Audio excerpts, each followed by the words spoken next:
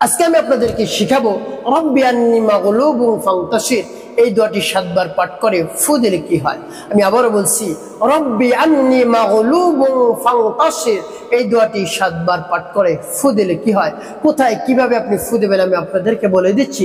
তো প্রিয় ভাই বোনেরা, অনেক দামি এবং মহামূল্যবান এই আমলটি সকলেরই শিখে রাখা দরকার। সকলের এই আমলটি দরকার হয়, এই দোয়াটি দরকার হবে। এই জন্য আপনি এই দোয়াটি আপনি শিখে রাখুন, আপনার কাজে রাখবে। তো প্রিয় ভাই বোনের, আমলটি কখন কিভাবে করবেন, কোন নিয়মে করবেন, আমলটি করে কিভাবে আপনি উপকৃত হবেন, এই দোয়াটি পাঠ করে কোথায় আপনি ফু দিবেন, আপনি শুরু থেকে শেষ পর্যন্ত বিস্তারিত ভাবে আপনাদেরকে বলে দিচ্ছি। আপনারা অতি অল্প সময়ের মধ্যে এই আমলটি করতে পারবেন। তো প্রিয় ভাই বোনের, এই আমলটি সকলের দরকার হয়, ছোট বড় সকলের এই আমলটি দরকার, সকলের প্রয়োজন, সবসময় এই দোয়াটি দরকার হয়। তো প্রিয় ভাই বোনেরা, এই জন্য এই দোয়াটি আপনি শিখে রাখুন। তো প্রিয় ভাই বোনেরা, এই আমলটি যখন করবেন, ভিডিওটি না টেনে না কেটে আপনি দেখবেন, অবশ্যই সঠিক নিয়ম আমলটি করতে পারবেন। তো প্রিয় ভাই বোনেরা, এই আমলটি করার ক্ষেত্রে আপনাকে অজু করতে হবে। অজু যদি করার সুযোগ না পান, সমস্যা নেই, আপনি অজু ছাড়াই করবেন, তবে অজু করে আমলটি করা ভালো। আপনার যদি অজু করার সময় থাকে তাহলে আপনি অবশ্যই অজু করে নেবেন। তারপরে সর্বপ্রথম আপনার জীবনের সব ধরনের গুনার কথা স্মরণ করে মহান রব্বুল আলামিনের কাছ থেকে ক্ষমার উদ্দেশ্যে আপনি গুনাহ মাফ করাবেন। আস্তাগফিরুল্লাহ রাব্বি মিন কুল্লি যামবি ওয়া আতুবু ইলাইহি লা হাওলা ওয়ালা কুওয়াতা ইল্লা বিল্লাহিল আলিয়্যিল আযীম। এভাবে যখন ইস্তিগফার পাঠ করে হয়ে যাবে, আপনি যদি আরবিতে পারেন তো তাহলে পড়বেন, অন্যথা আপনি বাংলায় বলতে পারেন, আল্লাহ আমার জীবনে সমুদায় গুনাহ খাতা মাফ করে দেন। ছোট বড়, রাতে দিনে, প্রকাশ্যে গোপনে যত ধরনের গুনাহ আমি করেছি, সকল গুনাহ আপনি মাফ করে আমাকে পাক পবিত্র বানিয়ে দেন, আমার অন্তরকে আপনি পাক পবিত্র বানিয়ে দেন। তবে মহান রব্বুল আলামিনের কাছে আপনি বলবেন। তারপরে এভাবে বলা যখন শেষ হবে, নবীজি সাল্লাল্লাহু আলাইহি সাল্লামের শানে 3 বার মুহাব্বতে দুরূদ শরীফ পাঠ করবেন, সাল্লাল্লাহু আলাইহি ওয়াসাল্লাম, সাল্লাল্লাহু আলাইহি ওয়াসাল্লাম, সাল্লাল্লাহু আলাইহি ওয়াসাল্লাম। এভাবে যখন ইস্তিগফার দুরূদ শরীফ পাঠ করা হয়ে যাবে, কোথাও আপনার ফু দেওয়ার দরকার নেই। তারপরে আপনি সেই নামটি পাঠ করবেন।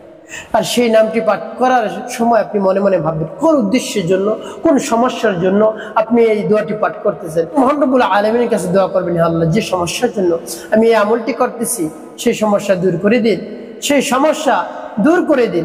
মহান রব্বুল আলামিনের কাছে মনে মনে বলবেন। তারপরে আপনি সেই দোয়াটি পাঠ করবেন। আর সেই দোয়াটি কি?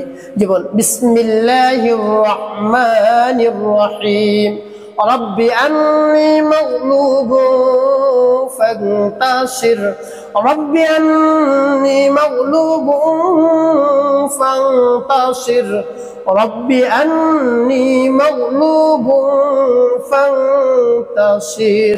এভাবে যখন পাঠ করা হয়ে যাবে, আপনি একটু খুঁজেন। তারপর আপনি আবারও পাঠ করবেন, বিসমিল্লাহির রহমানির রহিম, রব্বি আন্নী মাগলুবুন ফান্তাসির, রব্বি আন্নী মাগলুবুন ফান্তাসির, রব্বি আন্নী মাগলুবুন ফান্তাসির। পাঠ করা শেষ, আবার একটু।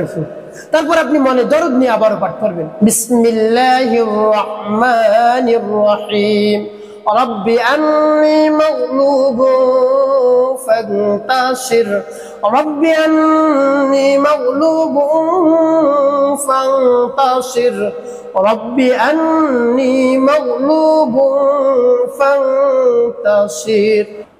পাঠ করা শেষ, আবার একটু ফুটে। তো প্রিয় ভাই বোনেরা, কোন উদ্দেশ্যের জন্য আপনি এই দোয়াটি পাঠ করলেন আমি আপনাদেরকে বলে দিচ্ছি।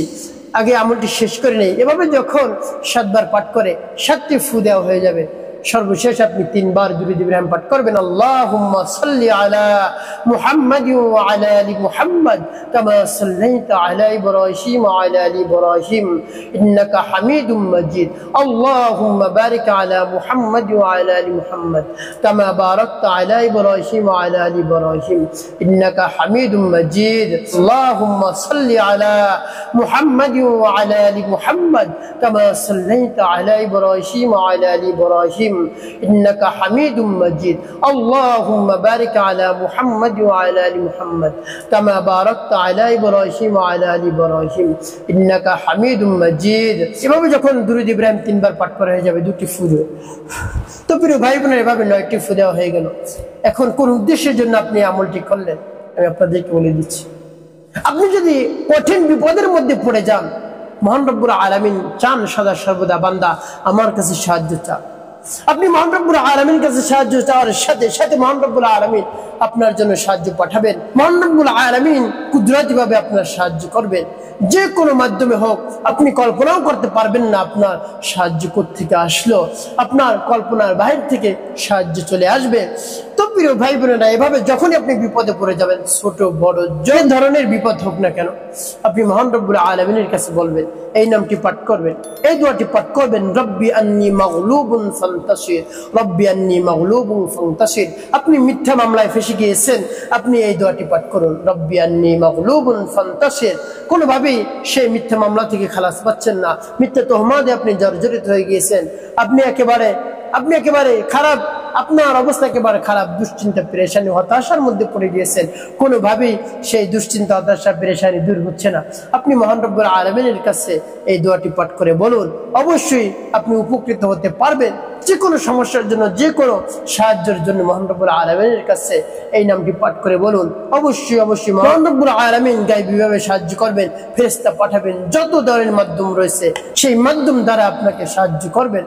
মহান রব্বুল আলামিন কুদরতি ভাবে সাহায্য করবেন। তো প্রিয় ভাই বোনেরা, একটি কথা আপনাকে মনে রাখতে হবে, সেটা হলো 5 ওয়াক্ত নামাজ পড়বেন। নামাজ কোনোভাবেই ছাড়বেন না। এই পবিত্র জবান দ্বারা মিথ্যা কথা বলবেন না, পবিত্র জবান পবিত্র রাখবেন, অপবিত্র করবেন না। তারপরে মানুষের খেদমতে কল্যাণে বেশি বেশি আপনি কাজ করবেন, অবশ্যই আপনি উপকৃত হতে পারবেন ইনশাআল্লাহ।